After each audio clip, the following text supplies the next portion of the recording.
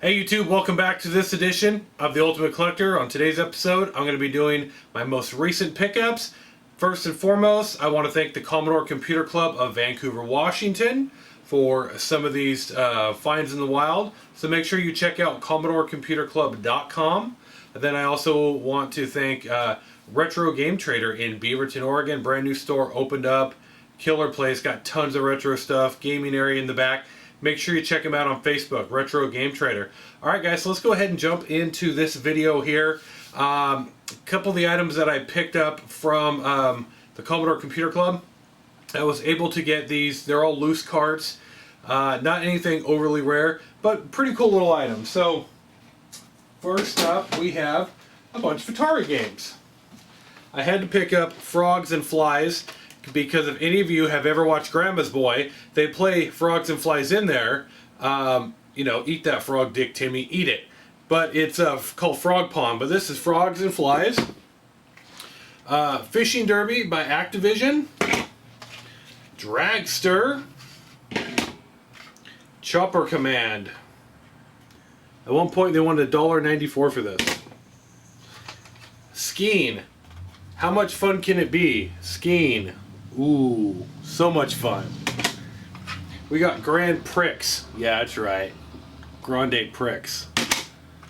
We got Star Master, not to be confused with Stairmaster. That was confused, right? Maybe. And then we have Skijinks, not to be confused with Hijinks.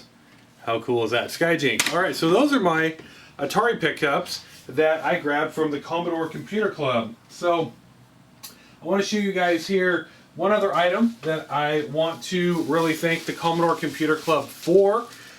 This is actually a pretty rare little item. Some of you guys may have it, some of you guys may not have it. But it's been just chilling in the back here for a little while. I picked it up not too long ago, but I kind of wanted to show it on a video where I didn't have as much stuff, so I can kind of spend a little bit more time on it. This is a Donkey Kong Jr. tabletop. What is really cool about this particular unit is it has the original side art on it. It has the original front art on it as well. Now I got this from the Commodore Computer Club. The guy that runs the club, him and I are actually going to find new stickers for the front. Then he has a close personal friend that makes new doors for the back here.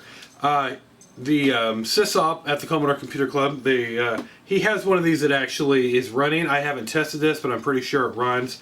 And I don't know if any of you guys ever played this, but it's actually quite a fun game.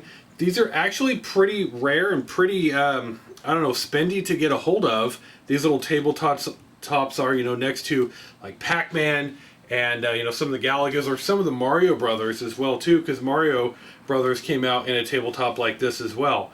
But I was really happy to be able to add this to my collection, because this is one of those items that you generally will not find in the wild. If you do, you're going to be paying a lot of money for it, and pretty much all I had to do was, you know, show up to the club and smile. So this thing, phenomenal, absolutely cool, Donkey Kong Jr. tabletop. Alright, so I'm going to show you guys, oh, this is pretty cool, find in the wild. $20 bill, gotta love it, right? I didn't actually find it in a while. They sold some of my boxed, you know, Sega sports games. Had two of these, spent one of them on lunch. What can you do? 20 bucks, love it. Hey, all I know is boxed Sega games, gone. I'm talking Genesis, gone. Sports game. Ugh. Okay, so Nintendo video games. I picked up a couple here. I picked up Tailspin, and then I picked up Friday the 13th from the Commodore Computer Club as well.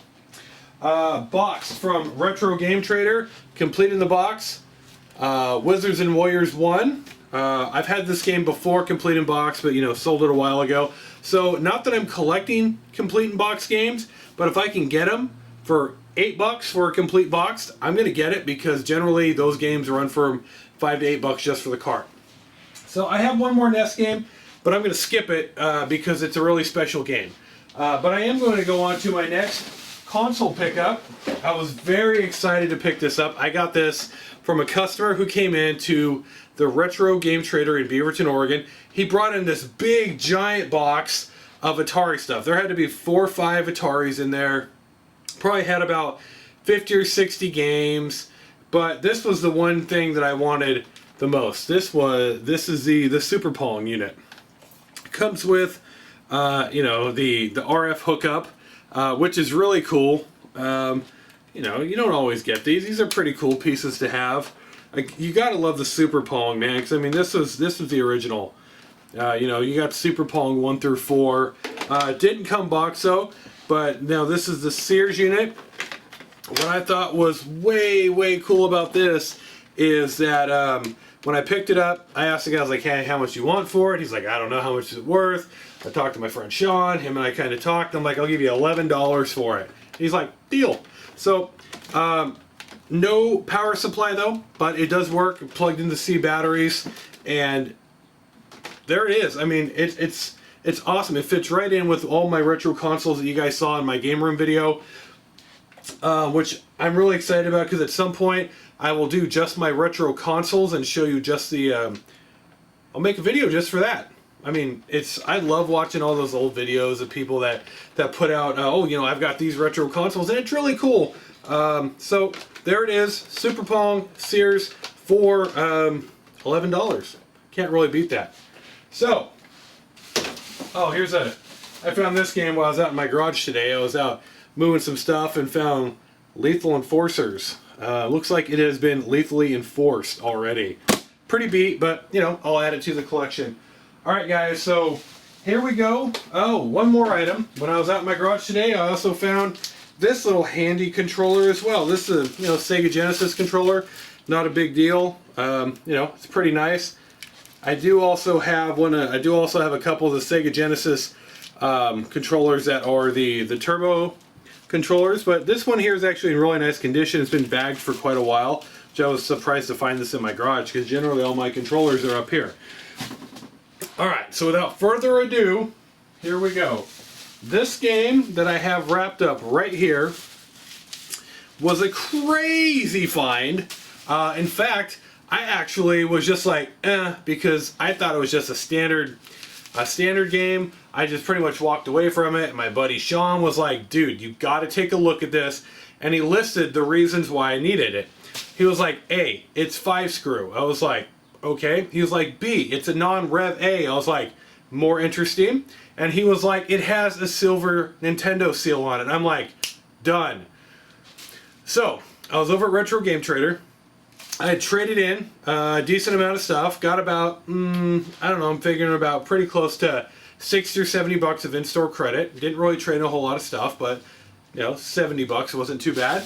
So, I picked this up, and I couldn't believe how much it was worth. So, I'm going to go ahead and open it up and show you guys without further ado.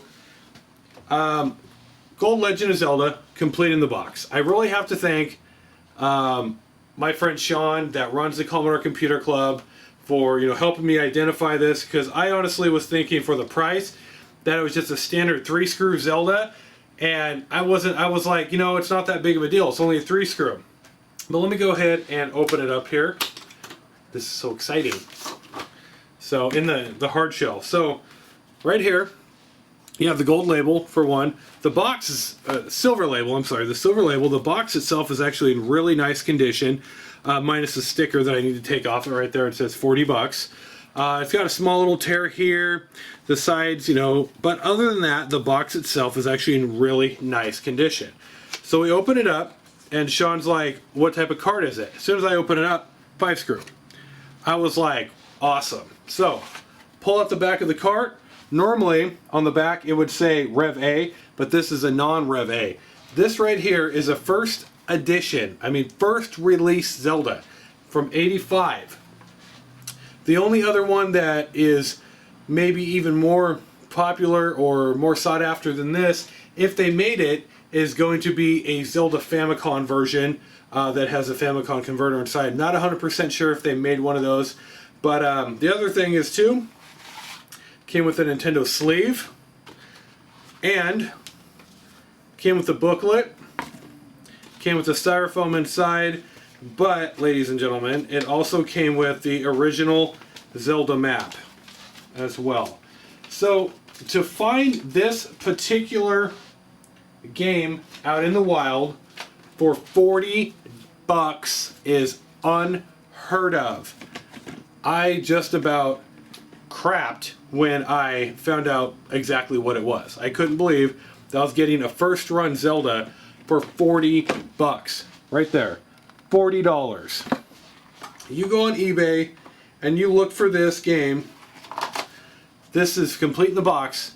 This is at least $100 to $125 complete in box game.